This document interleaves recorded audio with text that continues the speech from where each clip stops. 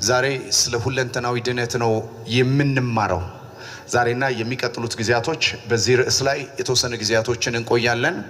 ድነት፣ ሁለንተናዊ ድነት፣ ድነናል። ድነታችንን በተመለከተ አንዳንድ ጊዜ አሜሪካ ወይም ሌላ ሀገር ስትሄዱ ሾፒንግ አለ እና ሾፕ ስታደርጉ ምንድነው በተለይ ኤሌክትሮኒክስ ዕቃ ስትገዙ ከዚህ በፊት ነግሬያችሁ እንደሆነ አላውቅም፣ ለዚህ ቤተክርስቲያን የሚያስፈልግ ሶኒ የሚባል እንደዚህ አይነት እግዚአብሔር ሰው ምን ነው የሚባለው ሶኒ አልፋ 3 የሚባል ቪዲዮ አይደል የቪዲዮ መቅረጫ ስንገዛ እቃውን ሸጡልን። ከዛ በኋላ ወስደን ስንሞክረው አይሰራም። ከዛ ይሄ ነገር አይሰራም ተበላሽቶ ነው ወይ ስንላቸው ባትሪውን አብራችሁ አልገዛችሁም አሉ። ባትሪ ገዛ። ከዛ ባትሪ ቻርጅ ማድረጊያ ደግሞ ሌላ አለ። ከዛ ገመድ ደግሞ አለ። ከዛ ሲሰበሰብ ለካኛ እቃውን ስንመለከተው ርካሽ ነው ያልነው የእቃው ዋጋ ነው፣ የቀፎ ዋጋ ነው። ከዛ ባትሪ ብቻውን አለ። እንደገና ደግሞ አሁን ገዝተን ያልጨረስነው ሌንስ አለው። ድነት እንደዚህ መስሏል። አሁን ቤተክርስቲያን ውስጥ ፈጽሞ ኢየሱስ አድኗል። ከዛ ስገባ ሌላ አለው፣ ሌላ ይቀርሃል የሚል ትምህርት ደግሞ አለው። ባትሪ የለም፣ ስለዚህ ሊወሰድ ይችላል። ገመዱ የለም፣ ድነት ሊጠፋ ይችላል የሚል ትምህርት አለ።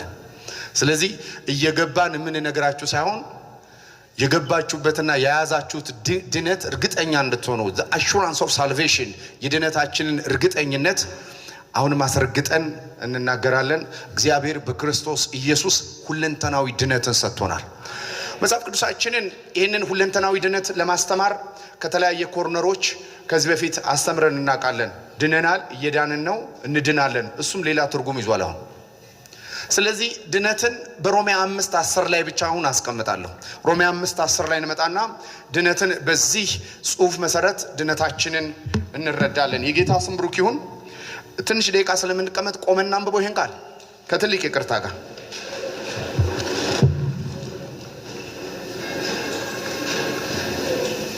ሮሜ 5:10 አንድ ጥቅስ ናት። ሁላችንም ይሄንን ቃል ጮክ ብለን አብረን እንበለው።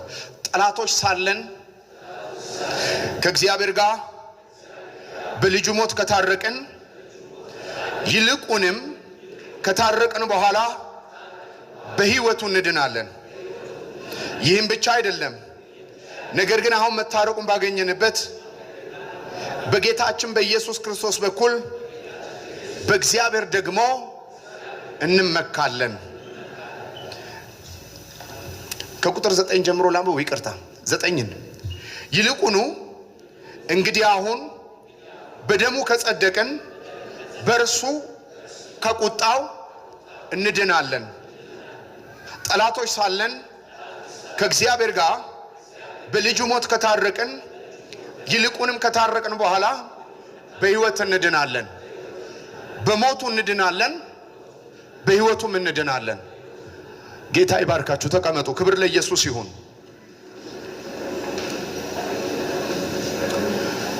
ድነት የሚለው ቃል የሚነሳው ከሰዎች ውድቀት ሳይሆን ከእግዚአብሔር ባህሪ ነው። ድነት ለመረዳት እግዚአብሔር በባህሪው ፈጣሪ አምላክ ብቻ ሳይሆን በፍጥረት ውስጥ ያለውን ብሌም በፍጥረት ውስጥ ያለውን ውድቀትና መጋሸብም መልሶ የሚያነሳ አምላክ ነው። እግዚአብሔር መፍጠርንም ሆነ ማዳንንም ለፍጥረት ሰጥቶ አያውቅም። ሁሌ እግዚአብሔር በማንነቱ ፈጣሪ አምላክ እንደሆነ አዳኝ አምላክ ነው። በምድር ላይ የፈጠረው ፍጥረት ሁሉ በፈጠረው ይድናል እንጂ ፍጥረት ራሱን በተፈጠረበት መልክ ስላላመጣ ድነቱንም ማምጣት አይችልም።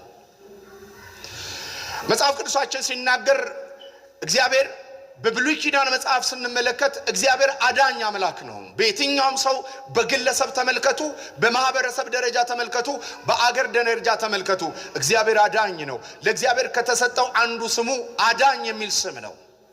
አዳኝ ዴሊቨረር ነው። ምናልባት አሁን ይሄ የገና በዓል ኢየሱስ የተወለደበት አይደለም አሁን የምናከብረው በዓል፣ ከሱ ጋር ምንም ግንኙነት የለም። ግን አንዱ ውልደቱን ልንገራችሁ። ውልደቱ የኢየሱስ ክርስቶስ ውልደት ሲናገር መጽሐፍ ቅዱስ ኢየሱስን እንዲህ ብሎ ነው ስም ያወጣለት። ስሙን ኢየሱስ ትይዋለሽ። ኢየሱስ የሚለው ስም የግሪክ ስሙ ነው። ጆሹዋ የዕብራይስጥ ስሙ ነው። ጆሹዋ ወይም ኢያሱ ወይም ኢየሱስ ማለት አዳኝ ማለት ነው። አዳኝ ማለት ነው። ብሉይ ኪዳን ላይ መጽሐፍ ቅዱሳችንን ስትመለከቱ ማዳን የእግዚአብሔር ነው ይላል። ማዳን የማን ነው? የእግዚአብሔር ነው። እግዚአብሔር በባህሪው አዳኝ አምላክ ነው። በብሉይ ኪዳን እግዚአብሔር በግለሰብ ደረጃ ሰው አድኗል፣ በአገር ደረጃም አገር አድኗል። ነገር ግን መጽሐፍ ቅዱሳችን በአዲስ ኪዳን ያለውን ድነት ዕብራውያን ጸሐፊ በምዕራፍ 2 ላይ እንዲህ ብሎ ይገልጠዋል። ይህንን ታላቅ መዳን ይለዋል። የአዲስ ኪዳን የተገለጠው በክርስቶስ ኢየሱስ ያየነው ማዳን ታላቅ ማዳን ይለዋል። ታላቅ የተባለበት ዋነኛው ምክንያት እግዚአብሔር መልአክ ልኮ ሰው ያዳነበት አይደለም። እግዚአብሔር ነብይ ልኮ ሰው ያዳነበት አይደለም። እግዚአብሔር ነገስታትን ልኮ ሰዎችን ያዳነበት አይደለም። እግዚአብሔር ራሱ ወርዶ ያዳነበት ስለሆነ ድነትን ታላቅ ያደርገዋል። ድነታችን ታላቅ የሚሆነው እግዚአብሔር ራሱ የወረደበት ዓላማ ስለሆነ፣ በሁለተኛ ደረጃ መውረዱ ብቻ አይደለም፣ የተከፈለውም ኮስት ትልቅ አድርጎታል። ሶስተኛ የሪደምሽኑ ቫስትነት ወይም የማዳኑ አቅምና ስፋትም መዳንን ታላቅ አድርጎታል። ስለዚህ ታላቅ የተባለው መዳናችን አንደኛ አምላክ ስለከፈለ ከኮስት አንጻር፣ በሁለተኛ ደረጃ ማዳኑ ተች የሚያደርግ ወይም የሚነካው አንድን ግለሰብ ወይም አንድን ሀገር አይደለም፣ ዓለምን ሁሉ የሚያድን የእግዚአብሔር ጸጋ ተገልጧልና። ስለዚህ መጽሐፍ ቅዱሳችን ድነታችንን ሰፊ፣ ድነታችንን ትልቅ፣ ይህንን ታላቅ መዳን ቸል እንዳንል ከሚያሳስብበት አንዱ ድነታችን በክርስቶስ ኢየሱስ የተሰራ ድነት ስለሆነ ነው። የጌታ ስም ብሩክ ይሁን። እግዚአብሔር መልካም አምላክ ነው። እግዚአብሔር ድነትን ሲያዘጋጅ ያሳተፈው አካል የለም። ድነትን ሲያዘጋጅ እጁ ናት መድኃኒትን ያበቀለችለት፣ ክንዱ ነው መድኃኒትን ያመጣው። የእግዚአብሔር ክንድ በአዲስ ኪዳን ክርስቶስ ይባላል። አሁን ቀለል ባለ አማርኛ አዳኝ ማን ነው? ኢየሱስ ነው። የዳነው ከምንድን ነው? መጽሐፍ ቅዱስ እንደሚነግረን የዳነው ከኃጢአት ነው። ይሄው የሮሜ ጸሐፊ ሮሜን በሁለት ይከፍለዋል። አንደኛው በመስቀል የዳንበት፣ ሁለተኛ በህይወቱ የምንድንበት። ድነታችን በመስቀሉና በህይወቱ ነው። በመስቀሉ የዳነው ምንድነው? በህይወቱስ የምንድነው ወይም ደግሞ በህይወቱ የዳነው ነገር ምንድነው የሚለውን ካወቅን ድነታችን ሁለንተናዊ መሆኑ ይገባናል። መጽሐፍ ቅዱሳችን ሲናገር የዳንበት የመጀመሪያው ነገር ሮሜ መጽሐፍ ምዕራፍ 3 ላይ ሲጀምር እንደዚህ ይላል። ቁጥር 22 ላይ ሁሉ ኃጢአት ሰርተዋልና የእግዚአብሔርም ክብር ጎድሏቸዋልና። ስለዚህ መጀመሪያ የምንድንበት ወይም መዳን ያስፈልገው ነገር ኃጢአት ይባላል። ኃጢአት ይባላል። ይህንን ኃጢአት እግዚአብሔር እንዴት ነው ያዳነን? ከኃጢአት እንዴት ነው የዳነው ስንል አንደኛ እግዚአብሔር በጽድቅ መንገድ ጽድቁን ሳያጣ እግዚአብሔር አዳነን። እያንዳንዱን ቃል ለቅመን እናውጣ። ቢያንስ እዚህ ክፍል ላይ 5 ዋነኛ ቃላቶችን ትመለከታላችሁ። እግዚአብሔር በክርስቶስ ኢየሱስ ማዳን ውስጥ ያጠቃለላቸውን ነገሮች። አንደኛ የምትመለከቱት መዳን ያስፈልገን ከኃጢአት ነው። እግዚአብሔር ከኃጢአት ቁጣ ያዳነንን ጽድቅ ወይም ጀስቲፊኬሽን የሚል ቃል በእንግሊዘኛው ይጠቀማል። ጀስቲፋይድ ማድረግ ማለት የተቆጣ እግዚአብሔር፣ በኃጢአተኛ ላይ የተቆጣ እግዚአብሔር ኃጢአተኛ የሆነውን ሰው እግዚአብሔር ያጸደቀበት፣ ኃጢአት የለበትም ያለበት ስሙ ይባረክ። እግዚአብሔር ኃጢአት የለበትም ሲል መስቀል ማዕከል አድርጎ ነው። ልጁን ማዕከል አድርጎ ነው። ኃጢአቱን እግዚአብሔር በምትክነት ልጁ ላይ በማስቀመጥ ይህንን በምትክነት ክርስቶስ ላይ የተቀመጠው ኃጢአት ጽድቅ ይባላል ወይም ጀስቲፊኬሽን የምንለው። መጽሐፍ ቅዱሳችን ሁለቱን ነው የሚናገረው። እግዚአብሔር በጽድቅ መንገድ ሲል መንገዱ ጽድቅ እንደሆነ፣ ሁለተኛ እግዚአብሔር ጻድቅ አደረገን ሲል በኃጢአት ውስጥ የነበርነው ሰዎች እግዚአብሔር እንዴት እንዳጸደቀ የሚናገርበት ሐሳብ ነው። ስለዚህ አንደኛው ይሄንን ነው። የዳነው ከኃጢአት ምንድነው ትትሉ፣ አንደኛ እግዚአብሔር ከኃጢአት ቁጣ አድኖናል። ከኃጢአት ኃይል ደግሞ በህይወቱ ከኃጢአት ቁጣና ከኃጢአት ኃይል በመስቀል አድኖናል። ከኃጢአት ህልውና ደግሞ ወይም ከኃጢአት ፕሬዘንስ ደግሞ እለት እለት በህይወቱ አቅም ያድነናል። ይህንን እመጣበታለሁ። ግን የመጀመሪያውን ቃል እንያዝ። ኃጢአት መጽሐፍ ቅዱስ ሲናገር ኃጢአት በሰው ማለት በግለሰብ ደረጃ አልተጀመረም። ኃጢአት የጀመረው በአዳም ስለሆነ ከናንተ በላይ ነው። መጀመሪያ ኃጢአትን ሰው ለማቆም ምናልባት ዛሬ እዚህ ጉባኤ አዳዲስ የመጣ ሰው ካለ፣ እየመጸወተ እየጸለየ ኃጢአት ቅነሳ ውስጥ የገባ ሰው ካለ ወይም ኃጢአት ድለዛ ውስጥ የገባ ሰው ካለ ኃጢአት ኢየሱስ ክርስቶስን በመቀበል የኃጢአት ስርየትን እናገኛለን እንጂ ኃጢአት ከኛ ስላልተጀመረ ከአባታችን ከአዳም የተጀመረ ስለሆነ እኛ ኃጢአትን ማስወገድም መሰረዝም መደለዝም አንችልም። ብንችል ኖሮ እግዚአብሔር ልጁን አይልክም።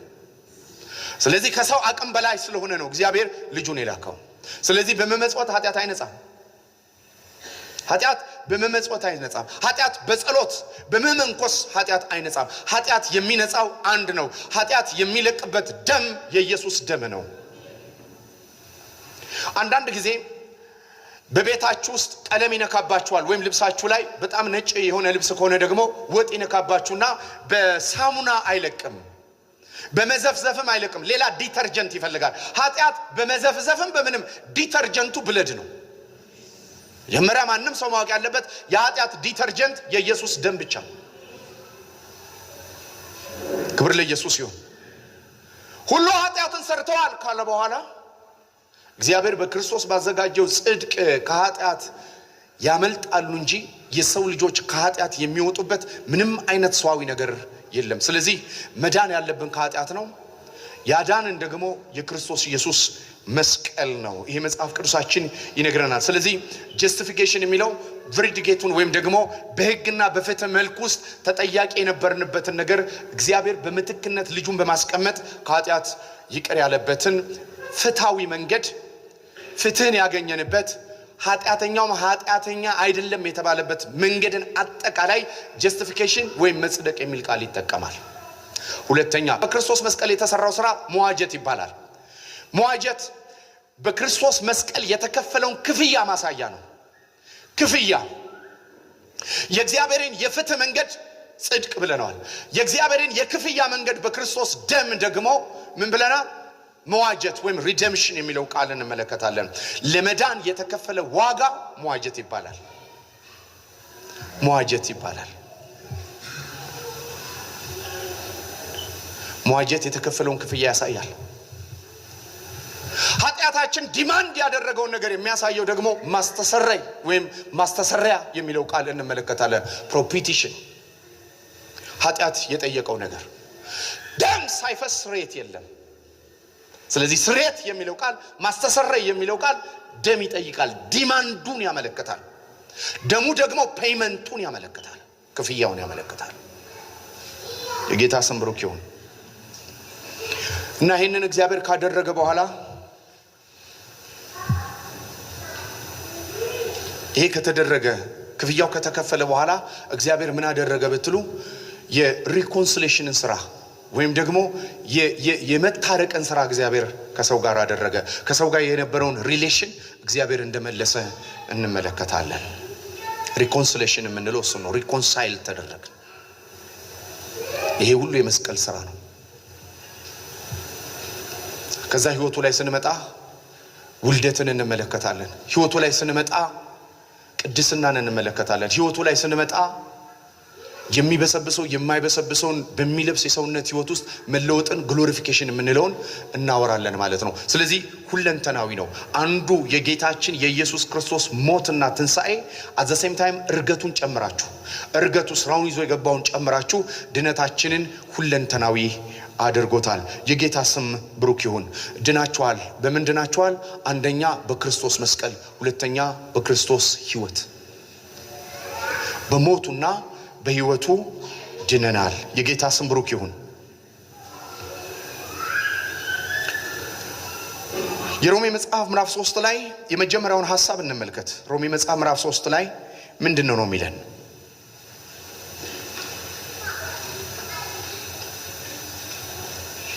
ቁጥር 21 ላይ እንደሚል ቃል አለ። የሮሜ መልእክት ምዕራፍ 1 ላይ ሲጀምር ምዕራፍ 1 እና ምዕራፍ 2 ላይ ስትመለከቱ ጉድ ኒውስ አይደለም፣ የምስራች አይደለም የሚነግራችሁ፣ ባድ ኒውስ ነው የሚነግራችሁ።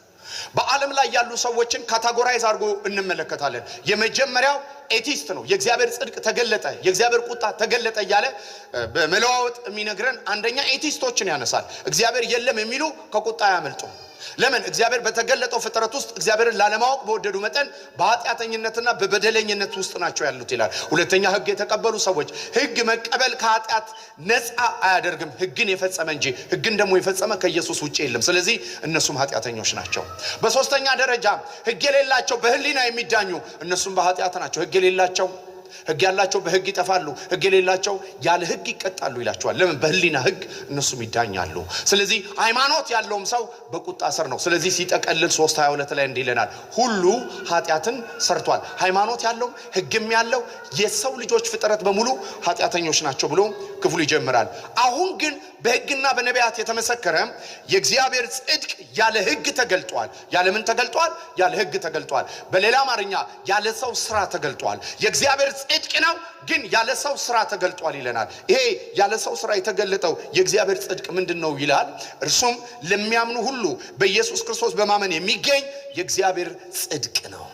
በምን የሚገኝ ነው? ይሄ በማመን የሚገኝ ነው። በደንብ ስሙ። የሰው ልጅ ለሰራው ሽልማት ይሰጠዋል። ለሰው ልጅ ለሰራው ነገር ሽልማት አለ።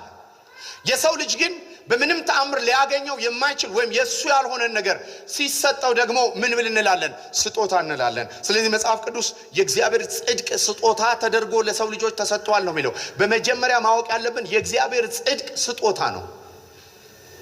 አንዳንድ ሰዎች እንደዚህ ይላሉ፣ ሰው ኃጢአተኛ ስለሆነ አይደለም፣ እግዚአብሔር ሰጪ ስለሆነ ነው ያዳነን። ኢኒሺዬሽኑን የወሰደው ራሱ እግዚአብሔር ነው። እኔና እናንተ ለማዳን ኢኒሺዬሽን የወሰደው እግዚአብሔር አዳኝ መሆኑ ነው። ሊያድነን እሱ በመፈለጉ ነው። የጌታ ስም ብሩክ ይሁን። ስለዚህ ይሄ ስጦታ ነው። ድነት ስጦታ ነው። በደንብ ስሙኝ። በዓለም ላይ ካለ ሃይማኖት ክርስትናን የሚለየው የእግዚአብሔር ስጦታ ነው ድነት ብለን ማመናችን ነው። ያለኛ ስራ እግዚአብሔር በልጁ ስራ ኃጢአታችንን ይቅር አለ ማለት ነው። ከዛ እንደዚህ የሚል ቃል አለ፣ ለሚያምን ሁሉ በኢየሱስ ክርስቶስ በማመን የሚገኘው የእግዚአብሔር ጽድቅ ነው። ልዩነት የለም። ሁሉ ኃጢአት ሰርተዋል፣ የእግዚአብሔርም ክብር ጎሏቸዋል። በክርስቶስ በሆነ የመጀመሪያ ቃል እንመለከታለን። ምን? ቤዛነት የሚል ቃል እንመለከታለን። ቤዛነት በክርስቶስ ኢየሱስ ምን? ቤዛነት። አያችሁ፣ መጽደቅ ቀጥሎ ቤዛነት የሚለውን ቃል ታያላችሁ። ከዚሁ ከሮሜ መጽሐፍ ሳንወጣ ቤዛነት የሚል ቃል እንመለከታለን። እነዚህን ቃላቶች ዛሬ ያልሄድባቸው የሚቀጥለው ሳምንት ጀምረን ጽድቅን እናወራለን፣ ቤዛነት እናወራለን፣ ማስተሰሪያን እናወራለን። ከዛ ደግሞ ህይወት ምንድነው እናወራለን። ህይወት ምንድነው ደግሞ እናወራለን። ብዙ ጊዜ ድነት ይወሰዳል ይጠፋል ብለው ሰዎች የሚሰጉበት አንዱ ምክንያት የክርስቶስን ህይወት ማዕከል ያደረገ የኑሮ ስርዓት እንዳለ እንደተሰጠን ማያውቁም። እግዚአብሔር በክርስቶስ ኢየሱስ በመስቀል የሰራው ብቻ አይደለም፣ በህይወት የሚቀጥለው የህይወት መንፈስ ህግ አለ። የህይወት መንፈስ ህግ በአማኞች ህይወት ውስጥ አለ። ህይወት ምንድነው የሚቀጥለው እንመለከታለን ማለት ነው። እርሱም እግዚአብሔር በእምነት የሚገኝ በደሙ የሆነ ምን አደረገም? ማስተሰሪያ። ሌላ ሶስተኛ ቃላት ጽድቅ አየን። ከዛስ በኋላ ሁለተኛ ምን አየን? ምን አየን? ከጽድቅ ቀጥሎ ቤዛነት የሚል አስምሩበት።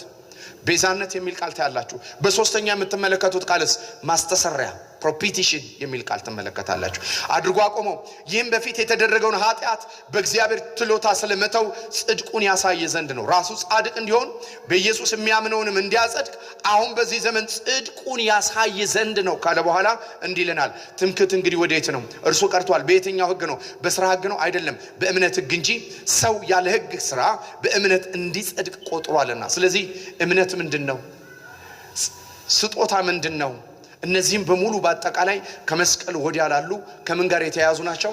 ከመስቀል ጋር ወይም በክርስቶስ ኢየሱስ በመስቀል ያለውን ድነታችንን የሚያሳዩ ነው። ሁለተኛው ነገር በህይወቱ መዳን ነው። በህይወቱ መዳን ነው። ብዙ አማኞች ቅድስናን ስናስብ ብዙ ጊዜ መተካካትን ነው ቅድስና ማሰብ የሚገባን፣ ግን እኛ መተካትን ነው። ቅድስና እስከ መስቀል የእግዚአብሔር ስራ፣ ከመስቀል በኋላ የኛ ጥረት ነው የሚመስለን። አይደለም፣ የኛ ትብብር ብቻ ነው አሁንም ከመስቀል በኋላ የሚያስፈልገው። እኛም በህይወቱ ላይ ባለን እምነት ነው ለተለት የምንድነው። አዎ ቅድስና አንተ ደግሞ ትሰራለህ እስከ መስቀል ይው ጌታ ደረሰ። ከዛ በኋላ ደግሞ ቅድስናን እለት እለት ትፈጽማለህ። ቅድስና እለት እለት ትፈጽም። ይው ጥቅስ መፍታት ነው አገር እያበላሽ ያለው። ጥቅስ አይደለም መጀመሪያ መፈታት ያለበት። መጀመሪያ እግዚአብሔር በክርስቶስ ኢየሱስ ድነትን ሁለንተናዊ በሆነ መልኩ እንዴት እንደገለጠ ልንረዳ ይገባል። ምን እያወራ ነው? መጽሐፍ ቅዱሳችን ትብብርን ያወራ ነው። እኛ ከክርስቶስ ጋር እየተባበርን ክርስቶስ በእኛ ህይወት እየሰራ የሚቀጥልበት የህይወት ስርዓት ነው። አሁንም በጣም ማወቅ ያለብን የክርስቶስ ህይወት በእናንተ ውስጥ በድነት የጀመረውን በህይወቱ እየቀጠለ መሆኑን ማወቅ አለብን። ለዚህ ነው እስከ ክርስቶስ ፍጻሜ ድረስ በክርስቶስ ሞትና ትንሣኤ የጀመረውን እስከ ፍጻሜ ድረስ የሚያደርስ እንጂ መሃል ላይ አድርጎ በላንተ ቀጥል የሚል ድነት የለም።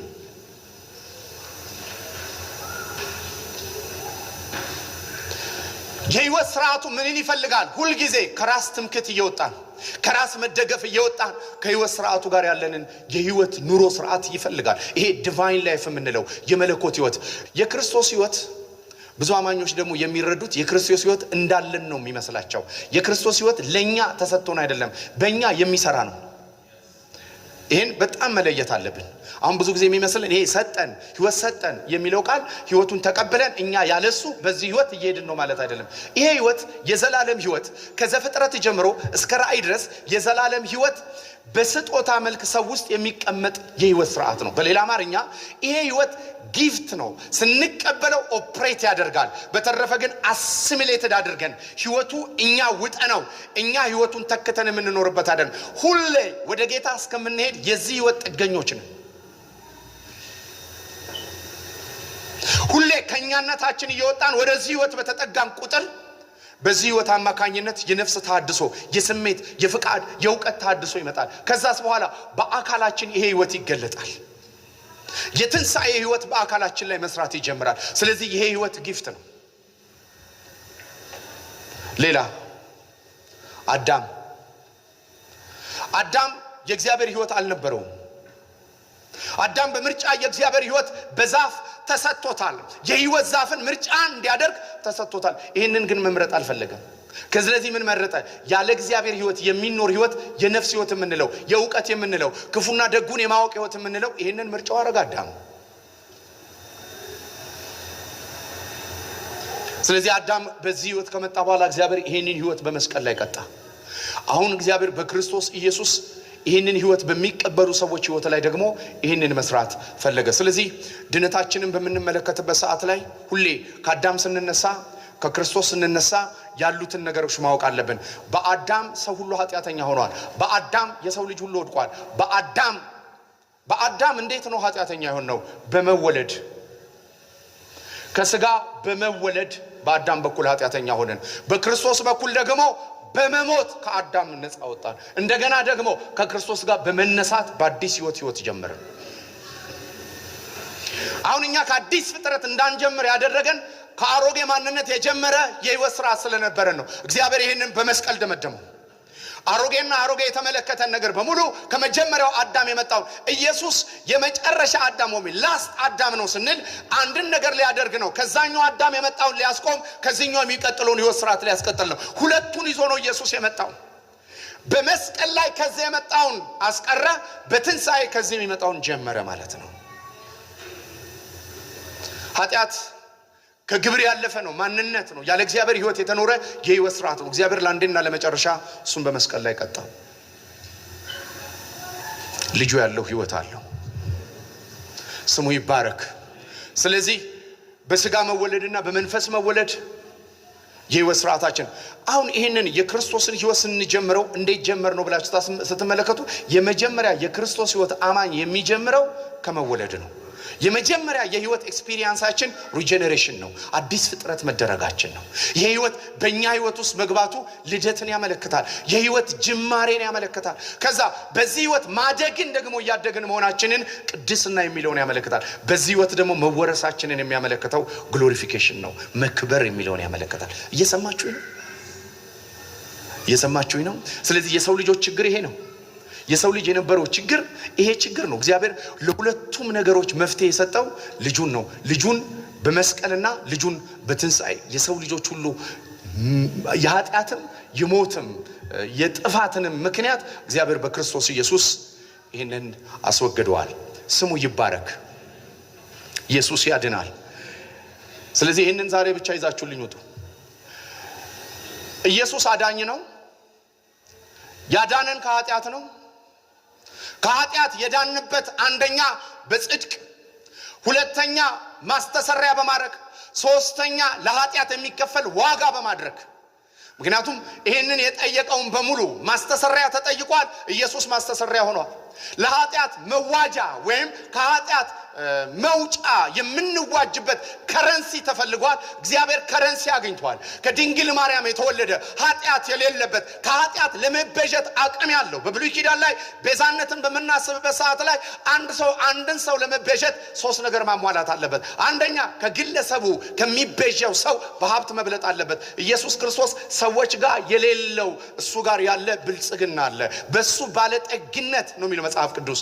በሱ ባለጠግነት በሱ ድሃ መሆን ከዚህ ብልጥግና በማካፈል እኛም ባለጠጋ ያደረገበት የክርስቶስ ኢየሱስ ብልጽግና ብርና ወርቅ አይደለም። የሰው ልጆች የሌላቸው በኑሮም ሆነ በግብር ጻድቅ መሆኑ ነው። አሜን ነው። ጻድቅ መሆኑ ነው። ስለዚህ መጽሐፍ ቅዱሳችን እንደሚናገር ይሄ በሕግና በነቢያት የተነገረ ነው። አዲስ አይደለም። ፎረንሲክ አይደለም። መጽደቅ የሚለው ሐሳብ ጳውሎስ ክፍሉ ላይ የሰፈው አይደለም። እግዚአብሔር በነቢያትና በሕግ ተናግሯል። አሁን ግን በሕግና በነቢያት እንደተገለጠው አይደለም። እግዚአብሔር ስጦታ አድርጎ በሰጠው በልጁ ነው ይላል። በሕግና በነቢያት የተነገረለት የእግዚአብሔር ጽድቅ ያለ ሕግ ተገልጧል።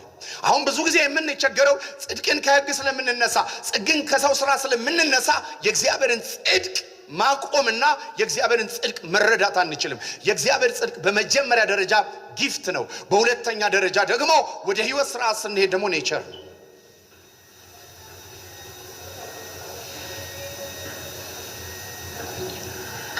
ለመቀደስም ሆነ የቤዛነትንም ስራ ለመስራት ሆነ ሰው ጽድቁን ካቆመ እግዚአብሔር ይሄ የመርገም ጨርቅ ነው ይላል። የሰው ጽድቅ ኢንዲፔንደንት ነው የሚያደርገን። የእግዚአብሔር ህይወት ግን ሁሉ ጊዜ ዲፔንደንት ሆነን በህይወት ስርዓት እንድንኖር ያደርገናል። ስለዚህ ጽድቅ ማለት ባለፈውም ጽድቅ ኔቸር ነው። አዘሴም ታይም ደግሞ ጊፍትም ነው። ከሪደምሽን ከቤዛነት አንጻር ደግሞ ጊፍት ነው። በክርስቶስ ኢየሱስ ተሰጠን ይላል። ስጦታ ነው። በሌላ አማርኛ እኛ ጋር የሌለ ነው። ስሙ ይባረክ።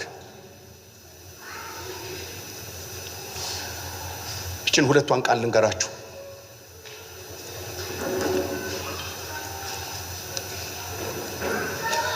ዕዳ ለነበረበት ሰው፣ ኃጢአተኛ ለሆነ ሰው ክርስትና የኃጢአት ስርየት ብቻ አድርገን ስለምናስብ ነው እየተቸገረን ያለ ነው።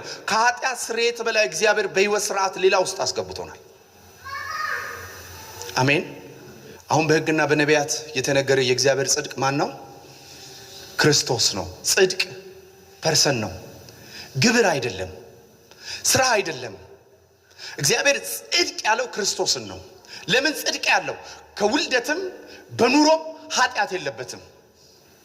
ኢየሱስ ጻድቅ ሆኖ ጽድቅን ማካፈል ባይችል መስዋዕት ሳይሆን ሰማዕት ነበር የሚሆነው። እየገባችሁ ነው? ጊፍት ለመሆን ግን እግዚአብሔር የራሱን ጽድቅ ክርስቶስን አድርጎ ለሰው ልጆች ሰጠ። ለምንድን ነው ይሄን የምነግራችሁ? አንዳንድ ሰዎች ዝም ብለው ትምህርት ስሰማ ወይም ሳዳምጥ የሚያስቡት የኢየሱስን አይነት ጻድቅ ለመሆን ነው የሚሞክሩት። ይሄ ማለት ደግሞ ኢየሱስን እንደ አንድ ሰማዕትና ጀግና ቆጥሮ መኮረጅ ነው። አሁን ትምህርት ቤት ስንማር አብዲሳ ጋር ተመረናል። አልተማራችሁ? ምሳሌ ልስጣ። እሺ አብዲሳ ጋር እኔ ዘመን ላይ ነው የነበረው። አሁን ማን እንደሆነ እሺ አብዲሳ ጋር ስለ አብዲሳ ጋር ተምሬያለሁ። አብዲሳ ጋር ምን እንዳደረገ አገራችንን እንዴት አድርጎ ከጣሊያን ወረራ ምናምን እንዳዳነ አብዲሳ ጋር ተምረናል። ስንወጣ አብዲሳ ጋር መሆን ነው የምንፈልገው። ክርስትና ኢየሱስን ከተረዳን በኋላ እሱን መሆን አይደለም። አያችሁ፣ ሰማዕት ከሆነ ምን ኮርጆ ህይወት ነው። መስዋዕት ከሆነ ግን በመቀበል የምንጀምረው የህይወት ስርዓት ነው የሚሆነው ማለት ነው። ስለዚህ ኢየሱስን ኤግዛምፕለሪ አድርጎ ከመውሰድ መጀመሪያ ሰው መውጣት አለበት። በእርግጥ ነው ይገባኛል። የመስቀሉ ስራ ኢየሱስን ተምሳሌት እንድናረግ ከአገልግሎት አንጻር የተጻፈ ጥቅስ አለ። አሁን ግን እኔ የማወራው ከአገልግሎት አይደለም፣ ከድነት ነው እያወራሁ ያለሁት።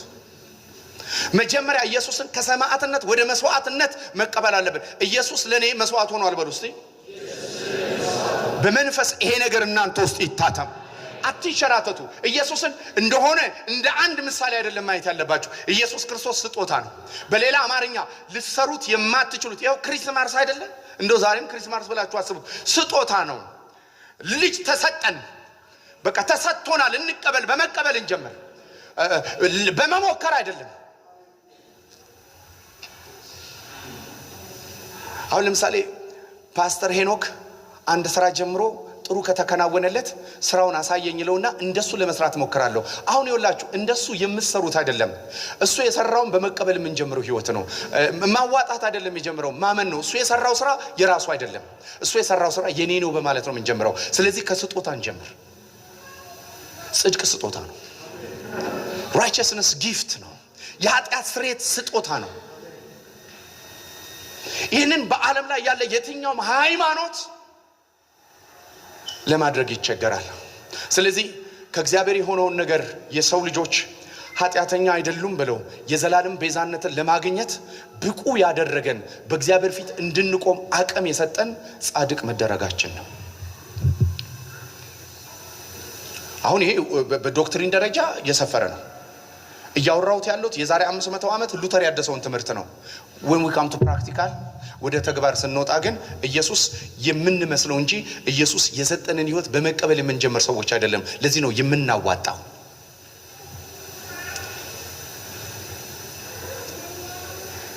ክብር ለኢየሱስ ይሁን።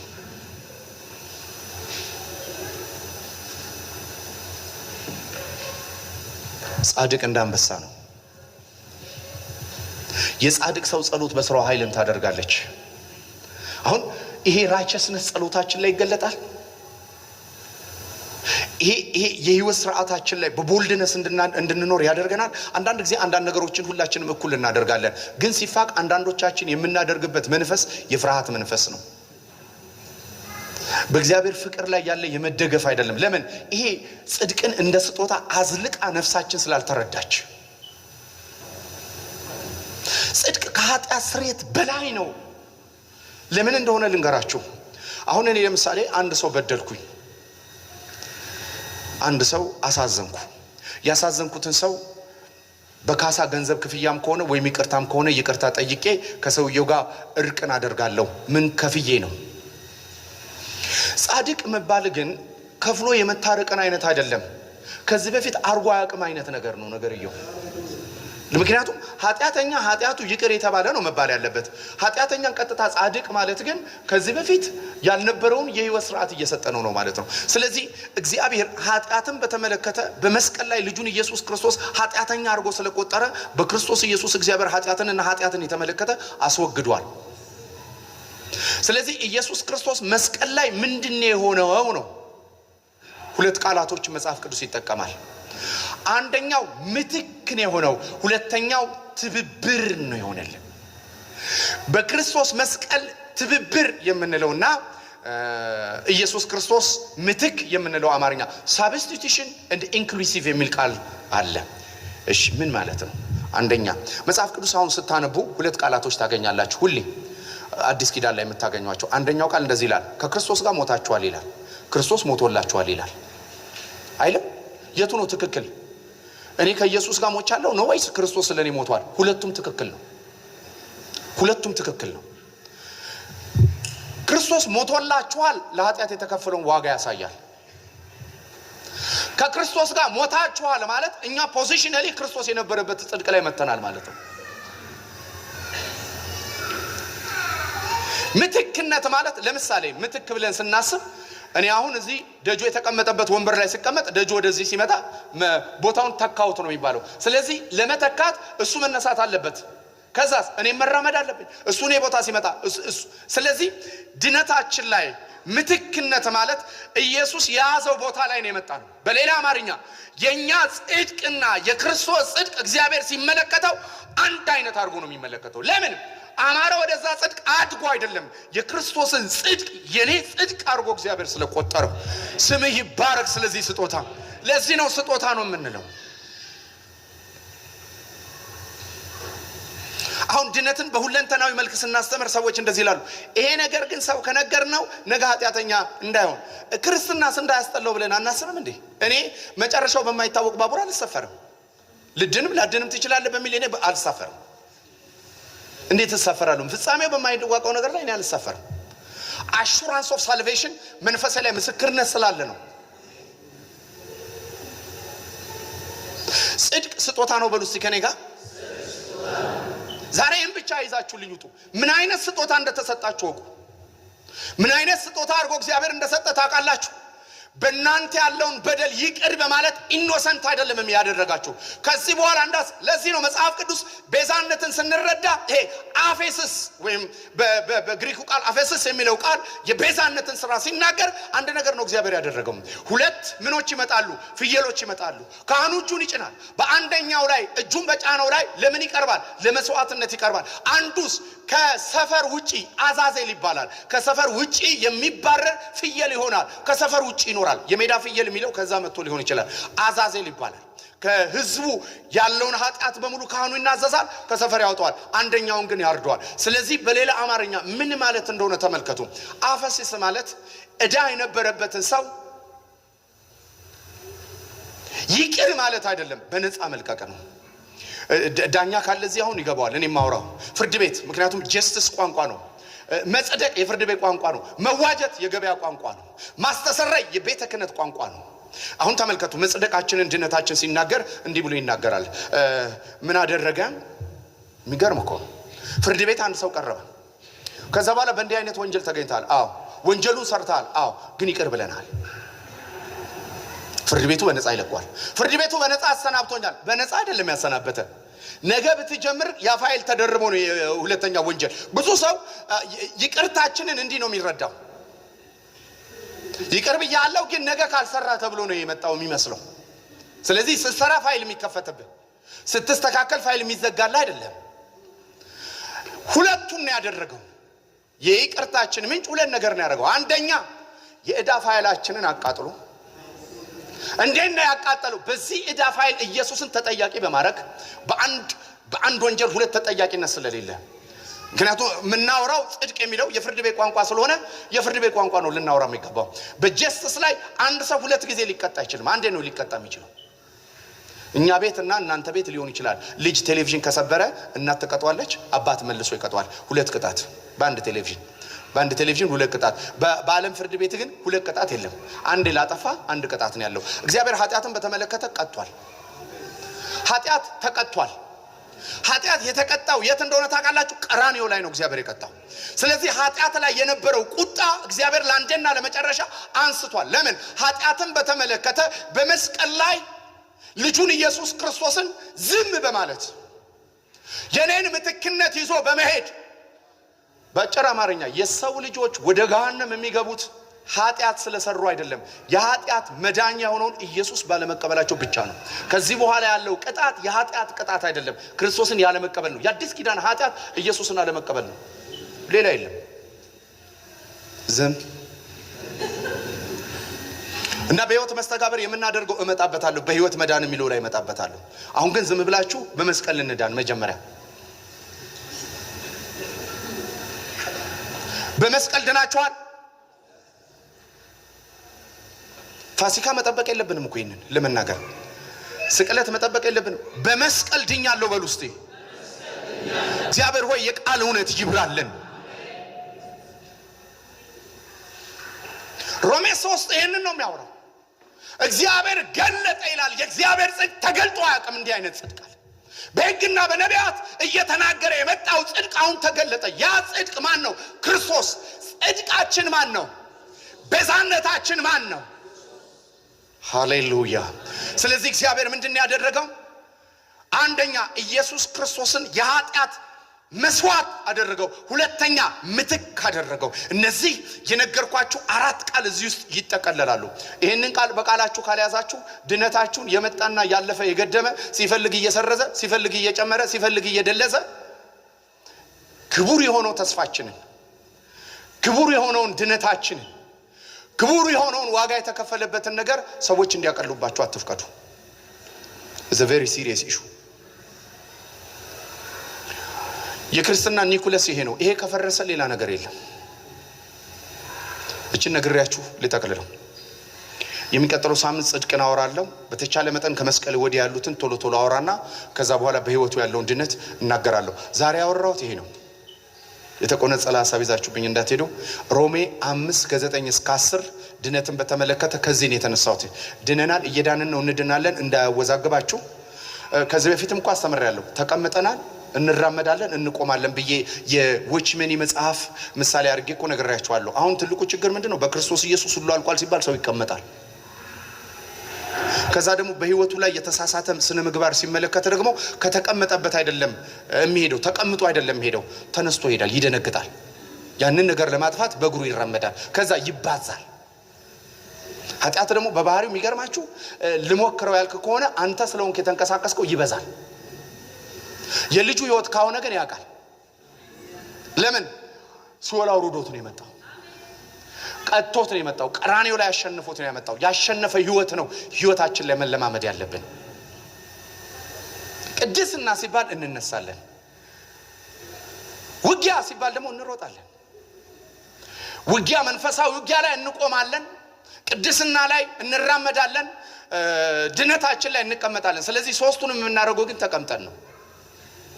እስቲ መኪናችሁ ላይ ሆናችሁ እየሄዳችሁ አይደለም ግን ተቀምጣችሁ አልኩ። ክርስትና ተቀምጠን መሄድ።